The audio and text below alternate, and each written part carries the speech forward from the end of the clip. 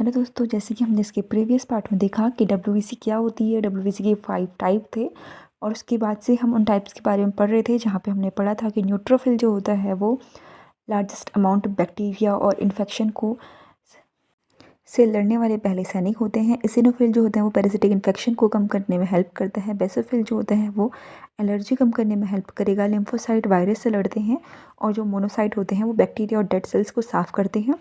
इसके साथ ही हम पढ़ेंगे कि जो ब्लड का थर्ड टाइप है प्लेटलेट्स, उसका काम क्या होता है। जब हमें कभी लग जाती है या हमारे हाथ में कभी कट जाता है तो हमारे शरीर से ब्लड फ्लो होने लग जाता है बाहर की ओर।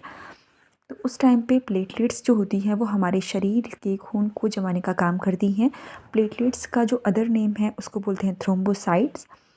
और आपको ये तो पता ही होगा कि जब डेंगू होता है तो उस टाइम पे हमारी प्लेटलेट्स बहुत गिर जाती हैं और हमारे शरीर के बाहर जो खून को जमाने का काम करते हैं वो प्लेटलेट्स करते हैं। और साथ ही हमारे शरीर के अंदर जो ब्लड को जमने नहीं देता है वो हमारा जो मटेरियल होता है वो होता है हेरापिन। इसके साथ ही हम पढ़ेंगे कि ब्लड वेसल्स क्या होती हैं। ब्लड वेसल्स जो होती हैं वो हमारे शरीर में जो ब्लड होता है उसको एक स्थान से दूसरे स्थान पर फ्लो करवाती हैं। जैसे कि हमको पता है कि हम जब इनहेल करते हैं उस टाइम पे हम ऑक्सीजन को इनटेक करते हैं और साथ ही उसके साथ हमारे शरीर में कार्बन डाइऑक्साइड भी चली जाती है।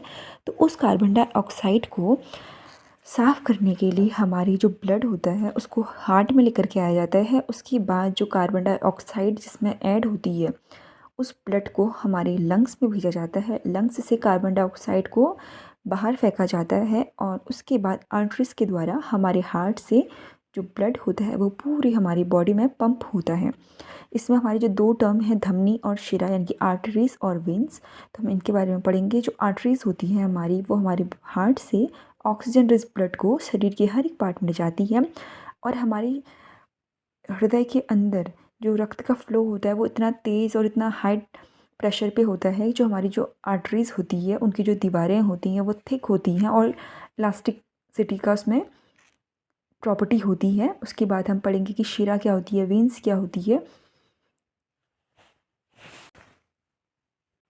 अब हम पढ़ेंगे कि वेंस क्या होती हैं, शिराएँ क्या होती हैं। जैसे कि हमने देखा कि धमनियाँ जो होती हैं, इनकी जो आर्टरीज होती हैं वो ऑक्सीजन रिच ब्लड को शरीर के सभी पार्ट में ले जाती हैं। वैसे ही जो हमारी वेंस होती हैं, जो हमारी शिरा होती है, वो कार्बन जो रिच ब्लड होता है उसको कैरी करती हैं। और इसमें कार्बन का अमाउंट बहुत ज़्यादा होता है, यानी कि वो इम्प्योर ब्लड माना जाएगा। और इसमें जैसे कि हमारी जो आर्टरीज होती है उनका जो वॉल होती है वो बहुत थिक होती है। तो जो हमारी वेंस होती है उनकी जो